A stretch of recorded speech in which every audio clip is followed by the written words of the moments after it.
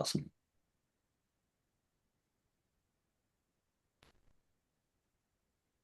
Welcome, everybody. Welcome, welcome. Welcome to the Ginger Desk webinar series, folks. I'm going to give everyone a couple minutes just to get settled. Today, we are excited to host folks from Clinic Accelerator, and this is the Leadership Leap, Structure Your Clinic for Scalable Success. And I'm here with Dr. Manju and Soroush, who I will be introducing to you shortly.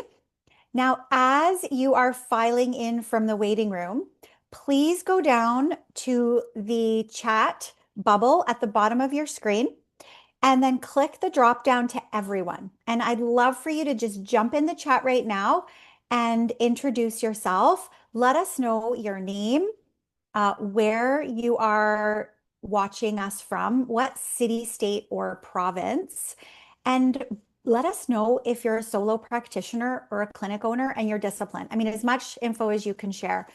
I'm a naturopathic physician. We've got Manju, a chiropractor here. We've got lots of different disciplines here on our call, and we'd love to know exactly who we're talking to today. So welcome, everyone. We'll just get started in about 1 minute. Great, great, great. Welcome.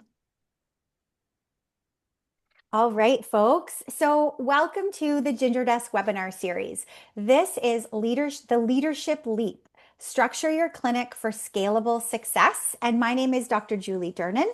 I am co-hosting today's awesome webinar with Soroush and Dr. Manju from Clinic Accelerator.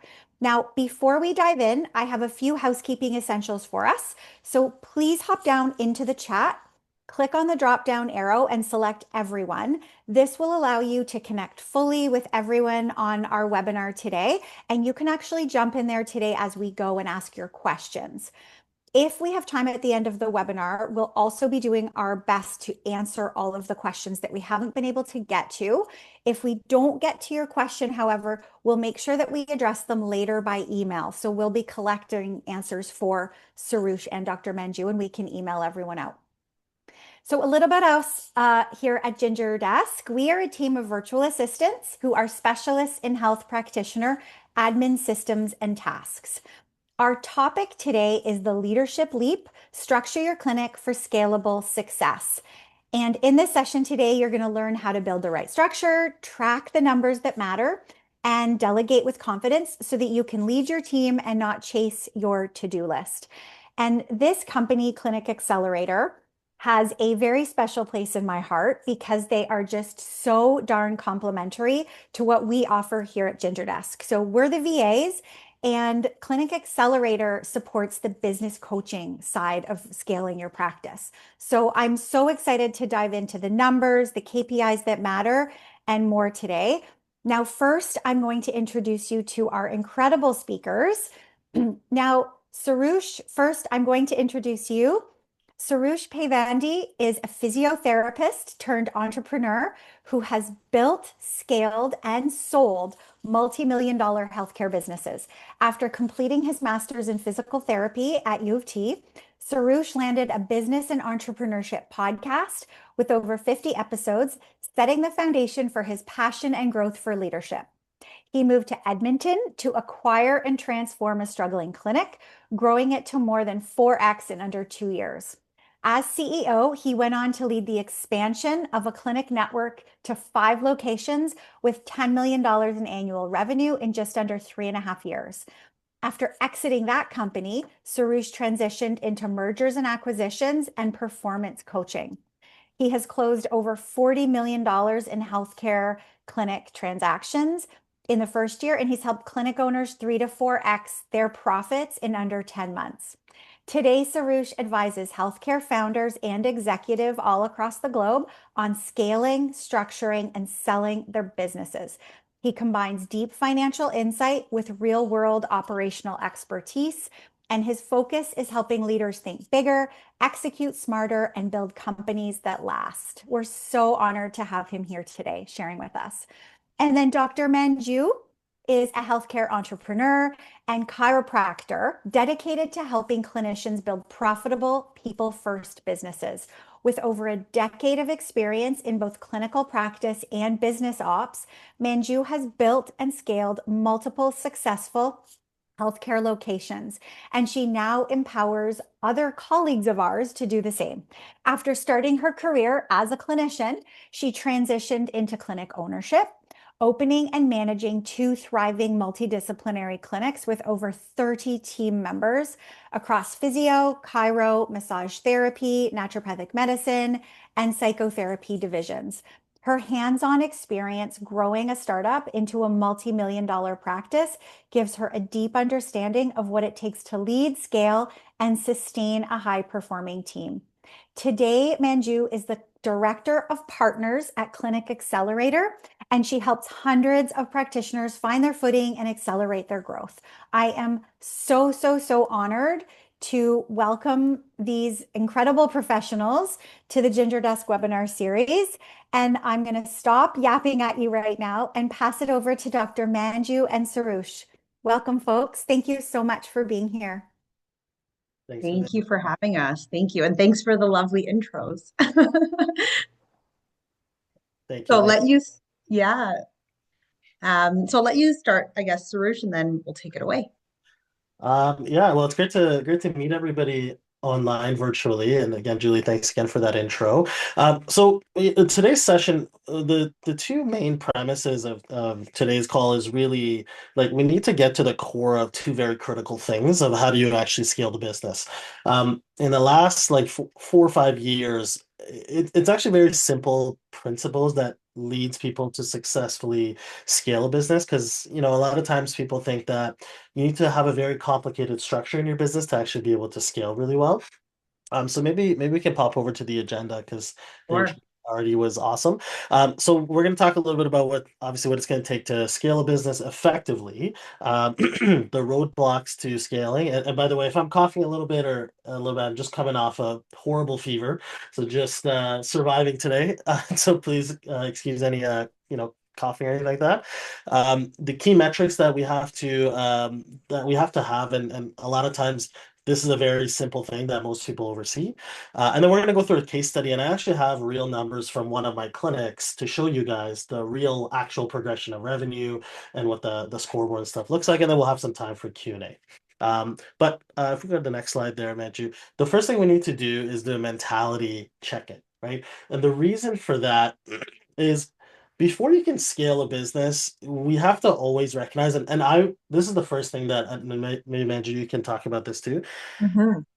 This is one of the first things that you have to get comfortable with is your mentality getting in the way of you actually being able to scale, right? So let's go to the next slide. This is, if we can go to these statements. I don't know if anybody can relate to some of these statements, but this is a lot of these I used to tell myself, no one can do this as well as me.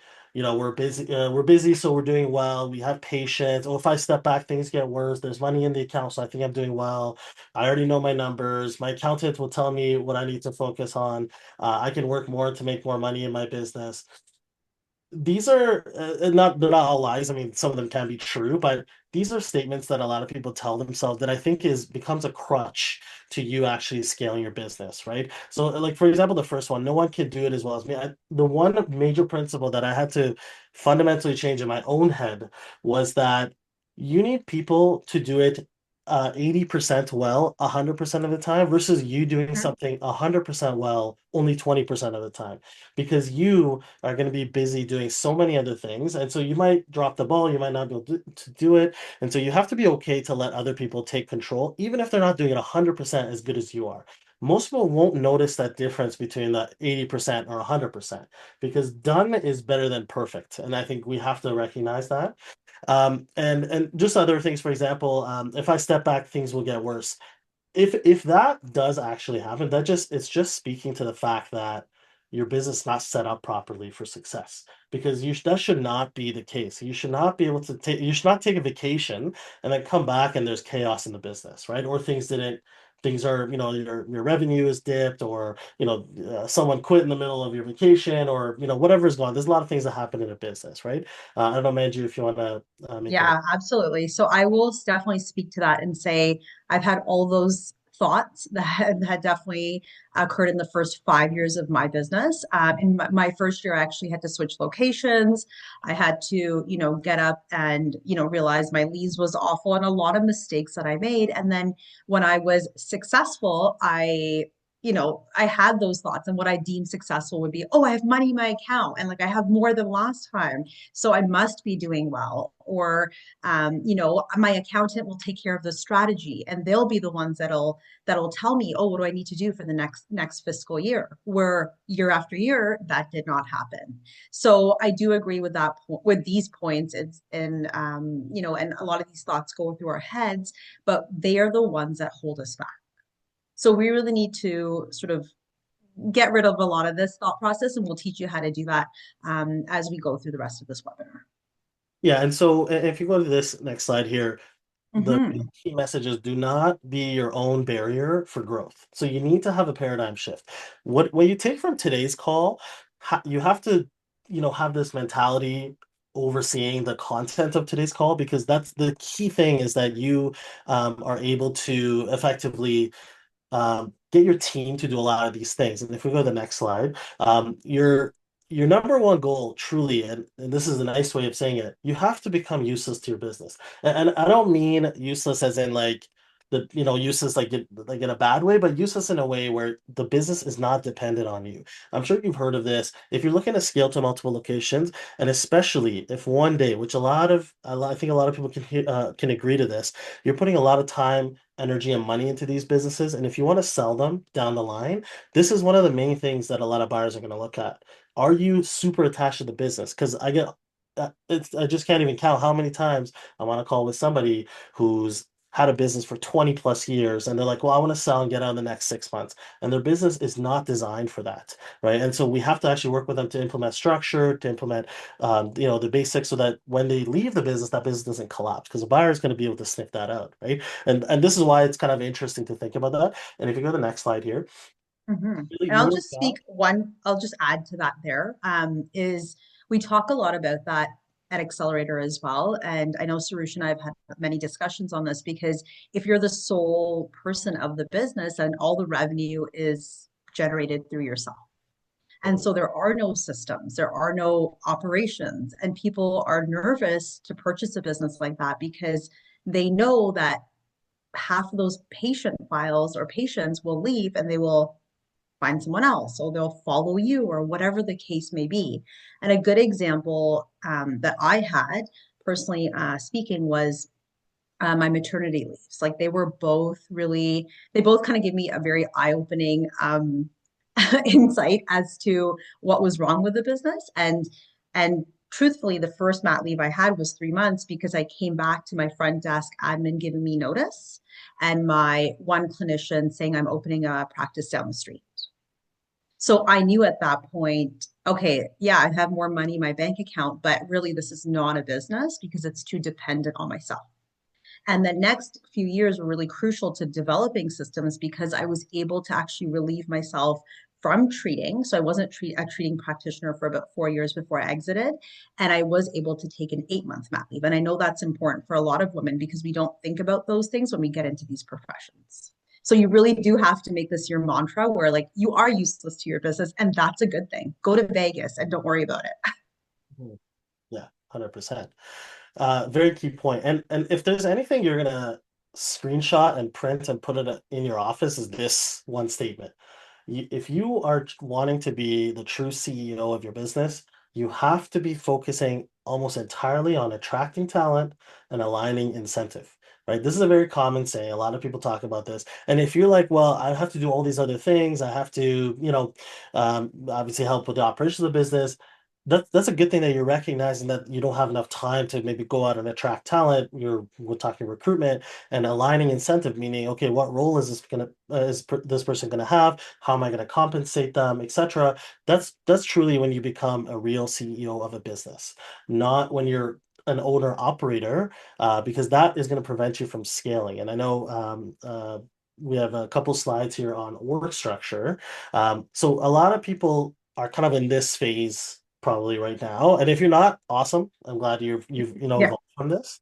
But a lot of times you are the owner and the clinic director, so everybody has to report to you. Your culture officer, your community manager, your clinicians, everything has to come through. You are the filter of everything in that business, and that's okay. When you're starting out, like that's what you have to do. And I actually recommend when you're starting a business to learn a lot of different like places in the business, understand how the front desk work, understand how marketing works, understand how clinicians work, all that stuff. You have to understand that to be able to direct strategy. But this is not the end goal. This is just the stepping stone or a milestone before you can go to this next version of the org structure, which is you are now essentially in that CEO seat or overseeing seat where you have a clinic director who essentially manages a lot of the stuff in the business for you, and you are just essentially giving guidance. And a lot of times your guidance is just pretty much like, I think that's a good idea, you should do it. Like that's all it might be, as long as you pick the right person for the role, right? And also then in that case, asking yourself, well, if this person makes that decision, because often, and I can speak to of myself, is like that micromanaging personality initially, right? I know my business, my sort of like I have it, I'm all in. Maybe person X, Y, and Z maybe isn't. You're not really sure. You've just started with them, whether that's a clinician, whether it's front desk, whoever that may be. You're building that rapport with them, right? So you're trying to figure out, okay, well, if I let them make those decisions, is that going to be so detrimental? And I think putting on that mentality, or even just realizing like how much, if you let them make that decision on their own, how much is that truly going to cost you? And when you ask yourself that question, and I've had to do that many times, it's like it's not going to be hopefully hundreds and thousands of dollars, right? Like if they're saying you like, what do you think we want to bring this product into the clinic? A lot of people are asking. Maybe allow them to do that and buy 3 of those products. Give them those small wins because again, that allows you to take some of the burden off of yourself. And those small steps, just as an example, get you to this point, along with systems, along with strategy. But most of it is taking off, like, stop micromanaging as well. I don't know if that's what is your case, Soroush. Like that was me definitely when I was in it.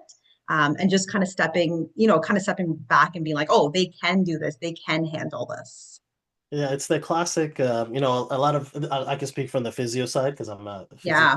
but a lot of our physio owners, just like myself, very type A, very micromanaging, very perfectionist. Like, okay, how are you doing it? Are you doing this correctly? And always trying to kind of get involved with things. And that, again, slows things down Yeah. tremendously. So you have to get out of your own way and let them make mistakes. It's okay. Like the mistakes are okay. And it's actually good.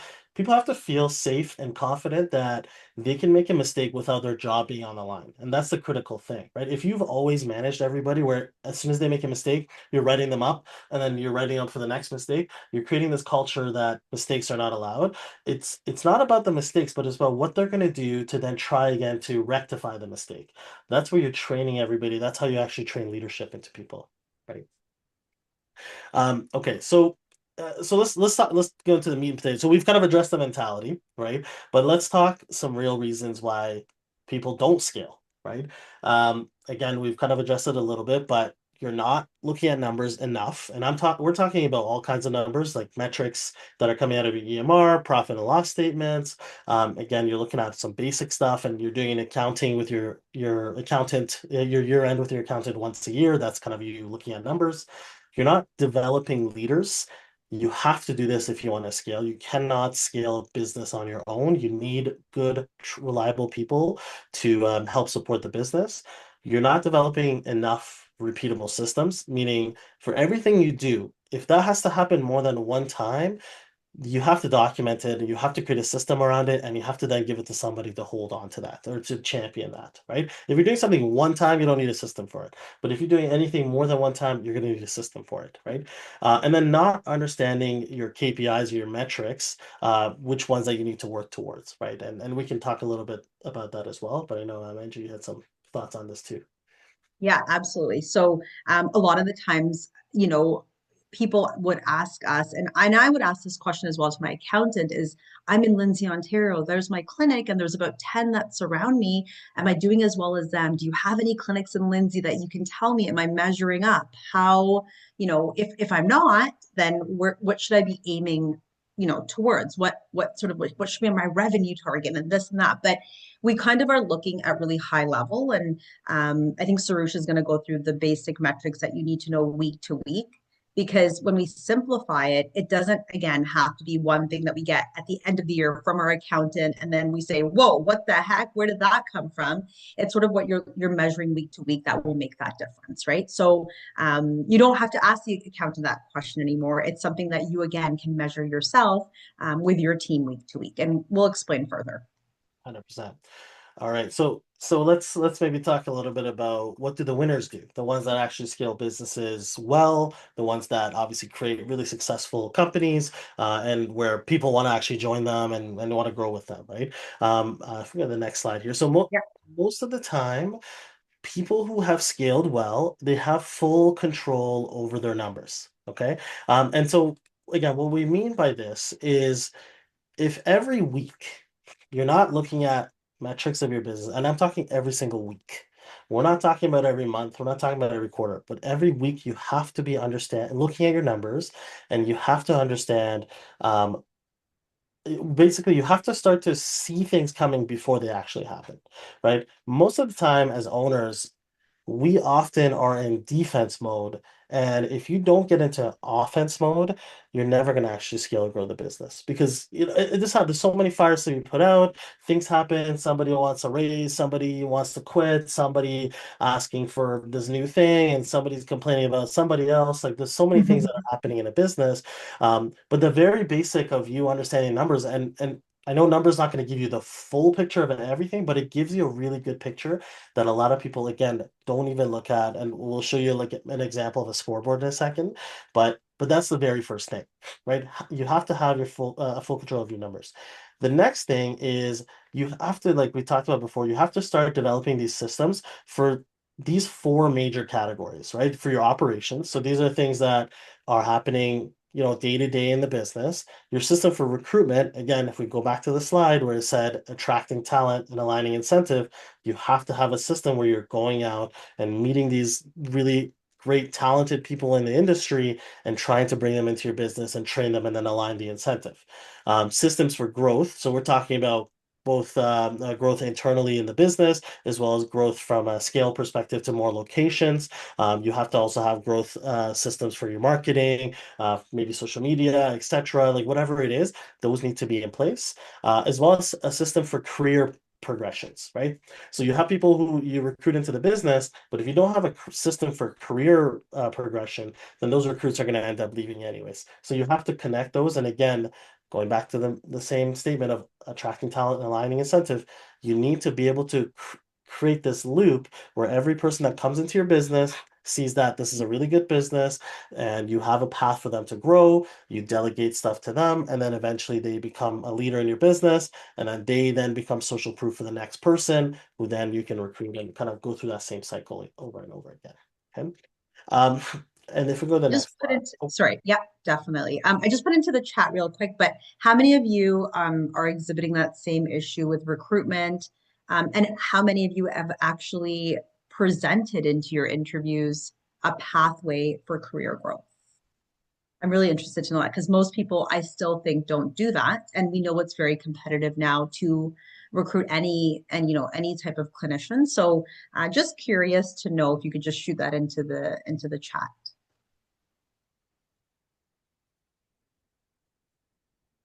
Um, and this slide actually just the reason we have this one up is because this is something that we had started to form based on the last 4 or 5 years of clinic owners that scaled really quickly. What we're trying to show is that there is multiple phases of growth that has to happen before you can actually start scaling your business aggressively, right? And the very first two things that we always talk to everybody about is their scoreboards and revenue leaks, as well as their profit and loss state, right? And so we're going to go a little bit deeper into this.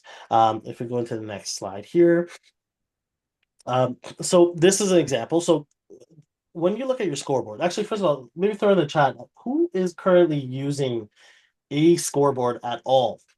A weekly scoreboard. Throw in the chat if you are. If you're not using a scoreboard, just throw the word not in the chat. And that's okay if you're not, because I've talked to owners who have, you know, been doing this for 25, 30 years and have not used a scoreboard at all. Okay. And that's so this is why you're here, right? Because you're going to start doing it now, hopefully. Does Um, anybody know what a scoreboard is? That might be a good question too, because there might be a lack of that too. So if you don't know what a scoreboard is, you can put that in there as well. So, and the point of the scoreboard, and I'll show you guys a quick visual in a second, but the point of the scoreboard is that it looks at key metrics every single week that you can pull very easily from your EMR. This is where, a group like Ginger Desk can help with that. You have your deliverables for your scoreboard, meaning you need to have a weekly clinic scoreboard meeting. You need to have a meeting rhythm with the other members of your team, and you need to then understand how to use the scoreboard effectively. So I have a lot of people as well who tell me I have a scoreboard, but not using it effectively. So they're just seeing numbers move, but they're not really actually understanding what the trends are. And every single week, you're not looking at 20 different things you want to change. You're looking at one or two things that are going to be important for that week. Right. Like I don't know if you guys have heard the concept of 1% better every week. If you do that, you're gonna grow your business 52% by the end of the year, right? Which is a amazing year-over-year growth type of thing. So you got to be aiming for improving 1% at a time, not 25% a week, right? Because that makes it more manageable. Your team is actually able to do it, and you can start to actually scale your business that way, right?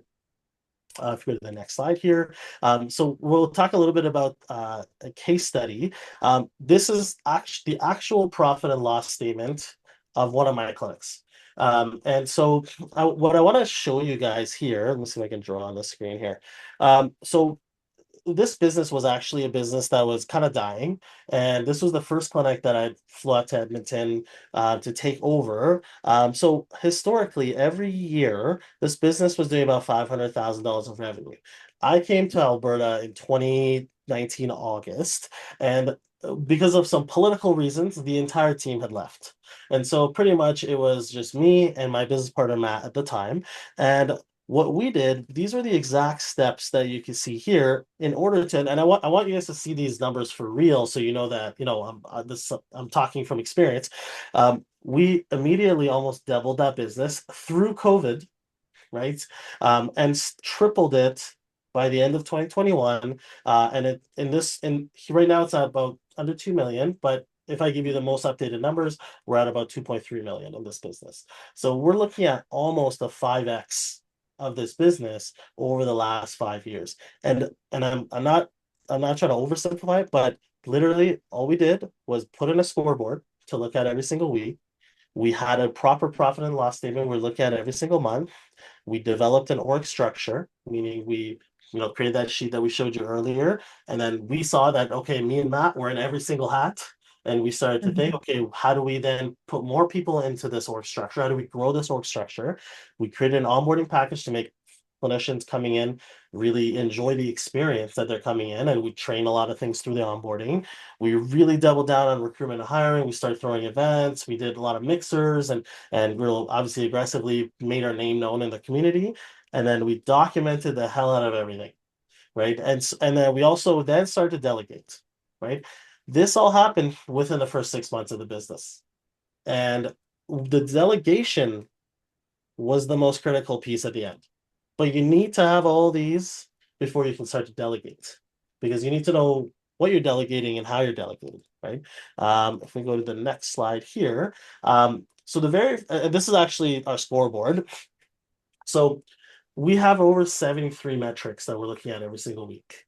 Now, you don't need to start with 73. Let's just be very clear.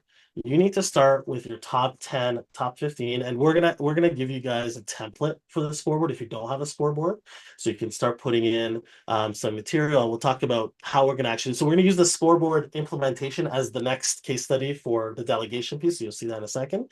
But what I want you to see in the top pictures, there's a lot of metrics. So when we look at this scoreboard every single week, um, we're looking at all the different sections. So we have a section for revenue. We've got a section for, a little bit more EMR statistics like cancellations, etc. Then we have discipline specific sections, and then we can start to really form a picture for us of what's happening across the board in the clinic. And so we can start to see things coming before they actually happen. And so now we start playing offense and we start making changes very quickly.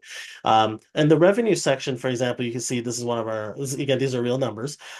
We have total revenue over here. Let me just draw. There we go. So we got the revenue essentially here. We've got the amount of cash collected, accounts receivables. We also track how many, for example, we worked online, how many total assessments we had, average of a 4-week assessment. But this alone immediately tells you that, okay, well, if we see that we're not collecting at 100% or our AR might be increasing, we need to start to look at the clinic and say, well, who can we immediately put on this project because we need cash flow. You need cash flow to start to do things in your business. So we need to manage AR very quickly, right? Or if you see your assessments are dropping, obviously there's a little bit of a trend. You can see the 4-week average. Maybe it's dropping a little bit. So you start to look at, okay, what are some marketing projects we might need to do this week to start to make sure that our assessments go back up to normal levels, right? And then eventually, the more you do this, you start to see quarterly um, pictures, right? So you know that coming to January, maybe your assessments drop. So you start to implement all your marketing or your, other types of strategies that you can put in to try to increase the volume of your assessments, right? Reactivation calls, your marketing projects, your social media push, like whatever it is. But this is essentially a visual of what you guys hopefully will get to over the next like year or so, right? Manju, any comments on that? Disclaimer, I will say it's very overwhelming. So when I started with the scoreboard as well, I also, was a little overwhelmed. And so what Soroush said is just sort of guiding you through the process, right? Like there are certain metrics that you want to focus on as a priority versus all of these. And so looking at, for example, and a lot of the examples that I use are real life because these are people that we work with day to day. And so one that I'll give you is a clinic that, the revenue was in the millions, but then, their AR was horrible. So what we deep dive into was unfortunately their front desk wasn't managing that properly. And so people were just walking out 6 months, 12 months. It was like 18 months out at this point. And people, when you give them a call 18 months later to say, by the way, you owe this, I mean, no one is going to remember that. So it's important again to look at these week to week because like in my clinic and Soroush's clinic, it's right away. You're not waiting, 18 months to collect money and you're not going to see.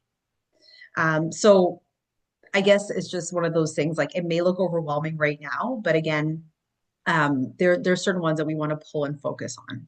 And we want our front desk, whoever that may be, to be able to focus on those and help us out with that as well. Yeah, and as you guys add services and you add projects or do whatever else in the business, you can add a column for a new metric. That's the way we've gone to 73 metrics, is because every time we've added something, we say, okay, let's start tracking this every week. Let's see how many people, for example, are coming from our, social media marketing strategies, or let's see how many people are coming from, or how many people, let's say, are knee injuries, essentially. Whatever you want, you can add to the scoreboard. The important thing is whatever's um, realistic for you to start to track, you have to put it in the scoreboard at first to start tracking your basic ones, and then you start adding more metrics as you go, right? And the basic ones like we have here as an example is, revenue. Obviously, have that total revenue and by department. You need to know by department how well each department is doing. If you have physio, chiro, multiple disciplines, just to make sure which one needs more love, which one's doing good, doesn't need attention. Your accounts receivable obviously is an important one. You need to make sure you have cash flow in the business, your Google reviews, total assessments, total treatments, and cancellations. And again, if you do those by department as well, will also give you a very clear picture as to which department needs more support. I'll give you an example. For example, we had in January when massage appointments get a little bit less because everyone uses their benefits and they're like, well, we're not doing as much massage. We notice that in our scoreboard and we start to use our other disciplines like physio, chiro, etc., to try to push more cross referrals if possible, so that we can improve the massage therapy revenue for January and February, which we know historically it drops because we've seen that happen in our scoreboard. Total cancellations as well. Again, you can obviously get that from EMR. Phone calls, if possible. Some people have access to that, some people don't, as well as booking rate. But this is where the first few things I would start with, if possible. Again, you can get very specific into these different things. Like, for example, if you have, for your physio or chiro department, you can see how many is coming from WorkSafe or WCB or WSIB, how many is coming from MVA or motor vehicle accidents. You can start to get really nitty gritty with your metrics, and the more the merrier. As long as you know why you're tracking those things and how it's going to help you for the future, then throw it in there, no problem, right? And again, we'll give you a template, so you guys will have a template. And if we go to this next slide, okay. So what do we do next, right? So we know we need a scoreboard. We know you have to be a CEO of the business. If we go to the next slide as well, this is again going back to our mentality. If you can't let go of the small things, you'll never hold the big things. Right? This is the statement I've seen before. This whole session, you should not be implementing your scoreboard. So your challenge is you're looking at your team. Who do you have on your team? This includes your people your clinicians, your front desk, ginger desk, whoever is on your team right now. How can you use everybody to launch this scoreboard project, right? And so how do winners delegate? So this is a very, very, very important concept. Every time you come up with a project, every time you think you want to add something to the business, think about these 4 to 5 steps that you have to keep in mind. You have to always remember how to define the outcome, and we'll give you some examples. Um, Build a system around it. Again, get the team to do it, not you. Refine the system. You're just overseeing it.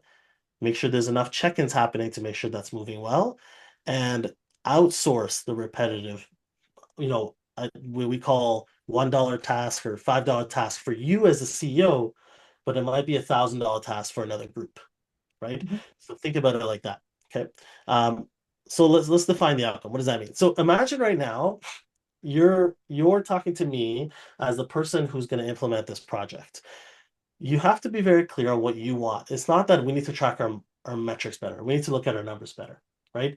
The clear outcome is I want a 15 metric scoreboard completed and implemented so that every Monday at 10 a.m., our clinic director runs the scoreboard meeting with the leadership team, and we can identify 2 trends and assign very clear action items to the team. There's a very clear outcome. You know exactly what you're aiming for. And this is what you're telling the person who's going to help implement it. Okay. Does that make sense? Then you have to define what does done look like, right? So, for example, if you have access to the VA, again, Ginger Desk obviously is a great example here. They'll fill out the template for you from the EMR and other logs that you might have access to. The clinic director then runs the 30-minute scoreboard meeting. You also identify those 2 very important trends. So maybe 1 trend to scale and 1 negative trend to fix. And then the CD then delegates the next steps to the front desk clinician. Again, they're the captain of that ship, and then the team will then execute on the plan. Right. So I'll give you an example. For me, uh, so 6 years in, I'm on my mat leave, but I still want to be in touch with what's going on in the clinic because I'm sort of in the unknown little bubble. So every Monday, front desk had 30 minutes to fill out the scoreboard in that case. And then every Wednesday, we had a Zoom meeting with the CD, myself, and leadership team to review the scoreboard. And that was a 30-minute meeting, start to end. And that was just reviewing it, but not always actioning. So if we had an action item, which we usually had, that would be an additional 15 minutes added to the meeting. So it's very clear. It's in the Jane calendar. It's in your personal calendar. Nobody can cancel the meeting, obviously, if they're sick or, besides all that. But it's in there so that they know this is the task that needs to be done week to week. That's right. That's right. Um, Now, after you defined your outcome, you define what the done looks like. This is where you start to create those SOPs, those standard operating procedures. Anytime, as soon as you do this, write it down because you never know when the next time you're going to need to send this document to somebody. Let's say your clinic director leaves or your, front desk leaves. Anybody who's at possible risk of leaving, you always have a backup training system already ready to go, right? So you need SOPs for how to fill the scoreboard. So this is essentially your SOP is hopefully to delegate to, VA or Ginger Desk. What trends to look for in a weekly scoreboard, how to run a weekly scoreboard meeting and focus the team and get them like dialed in. And then the tools that you need is going to be the scoreboard document and your level 10 sheet. Has anybody heard of a level 10 meeting before? Throw yes or no in the chat if you have or have not. So a level 10 meeting is kind of a style of a meeting. If you guys want to YouTube EOS, essentially level 10 meeting, it's effectively a structured meeting where you review your wins, you review tasks, you review issues and opportunities that you need to go through, as well as, start to delegate the tasks to different people to try to fix some of the things that you're finding in the business. It's just a structure of a meeting. You can do a level 10 meeting, you can do a generic meeting, it doesn't matter. But we typically use a level 10 meeting sheet. So we have again our wins, our headlines, and then we go into our tasks, etc. Then we do a scoreboard review, and then anything that comes out of that, we then add new tasks to the people that need to be doing it. So that's another thing. Again, you might have another SOP on how to run a level 10 system. This was just kind of an example of what a finished product could look like. So we built over 300 SOPs over the last 2 years with the business, and pretty much a lot of things you can think of. How do I do this in Canva? Or how do I train a front desk person on this? Or how do I do X, Y, and Z? It's all linked, it's all documented so that anytime anything happens, anybody needs to train somebody on something, we have it already documented and written and ready to go, right? So get into the habit of that. And then the check-ins, this is where things become really critical, right? So you've obviously got your scoreboard set up, you've got your rhythm for the meetings, but you need to have a weekly check-in with the clinic director, the person that is going to be running these meetings. Again, if it's you at the beginning, that's okay, but eventually when you transition to a clinic director or a manager running these meetings, you're going to have a meeting with them to review the scoreboard, keep the clinic director also focused, and then review the important trends. And all you might have to do in this meeting is literally ask the question, so what do you see this week? And they might give you one or two things, and a lot of times they might actually be giving the right answers. And so all you just have to do is pretty much confirm that they're thinking right or they're on the right track, and that gives them a little bit more confidence every time they start to do these meetings more often. Okay, because remember, your job as a CEO is to just align everybody and give them direction, right? And then who's going to be the champion, as we start to launch this scoreboard process, right? So for example, Ginger Desk will, complete the scoreboard each week. Clinic director will review it Monday before the meeting. They'll also chair the scoreboard meeting. Office manager will manage the front desk data. They'll review that before and come into the meeting with some information. The marketing manager is going to review all the leads and come in with some opportunities for that meeting. And then the owner, you as the owner, the CEO, you're there for much higher level support. All your job is effectively at that point just to remove roadblocks and to help people move faster in their journey, right?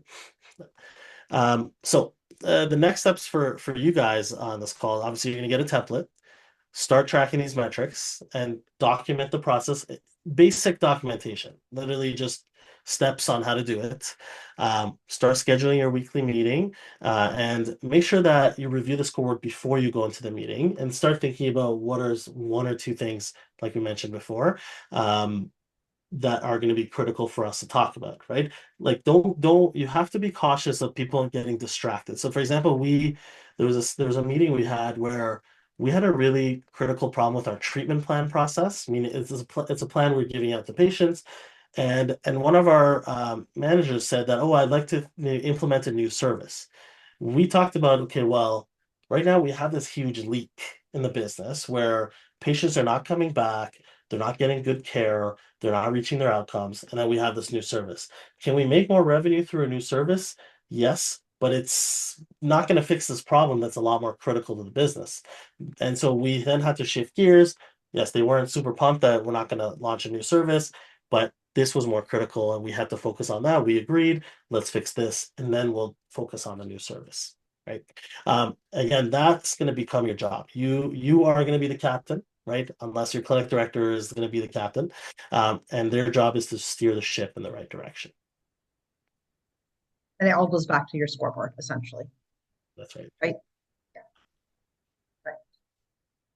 Awesome. And that's Right. stuff we have for you guys. Yeah. So hopefully that was somewhat helpful. And like we said before, we can send out the scoreboard template to whoever would like. We'll send it out to yourself, Julie, and then if you'd like to send it out, that'd be great. And if you have any questions, we're happy to answer them as well. Amazing. Thank you so much, Soroush and Dr. Manju. This was incredible. And what I love most is that this is also actionable right away. And I love that you're sending us the scoreboard so we can really, I know it sounds like a lot of folks who are commenting in the chat haven't heard of this before. So I love that this is new and actionable and that they can get to work on it immediately next week, which is so fun. Thank you so much. And I just wanted to highlight a few things that really stood out for me. My accountant will tell me.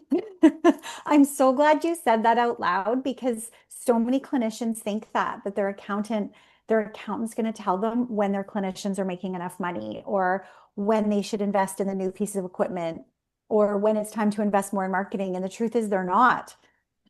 They're really not. And the accountants, I know it took me a long time to learn that my accountant is there to make sure that I am filing my taxes on time and that everything balances. But in terms of strategy and spend, it's absolutely on us. And as CEOs in our business, I always say, I love what you said, Soroush, our job is to remove obstacles. I also say, our job is to not run out of money. It's not the accountant's job to not run out of money. It's literally your job as the clinic owner to not run out of money. And I think I love your philosophy on weekly tracking of metrics and holding your entire team accountable because that is just, it's so brilliant. And I've followed Clinic Accelerator for quite some time. And I joined your Facebook group way back about 6 years ago, or I guess it was 5 years ago. And I just have learned so much from you folks. And it's such an incredible community you've built of not just starting out clinicians, but actually really well established clinicians who have made it and they are the winners. And so I invite all of you to take a photo of this QR code here to stay in touch with Dr. Manju and Soroush. This group is on to some really amazing things. And we are just so honored to have you as partners here at Ginger Desk. And we just truly love working with you. You bring so much depth to clinic owner philosophy and growth. So thank you so much for sharing this today. It's been such a pleasure. Thank you, Julie. Thanks, Awesome. everyone. Thank you so much, everyone. If any of you have any last questions, we're still here. We're a little bit over time, but if you have any burning questions, please post them here. And if there's anything else you'd like to ask, we're over at hello@gingerdesk.com. You can always send any last burning questions over to us there, and we'll make sure to pass them on. Okay. Thank you. Thank you. Thanks, team. So great. Thanks, Rush. Bye. Thanks, Soroush. Take care, folks. Bye. Bye.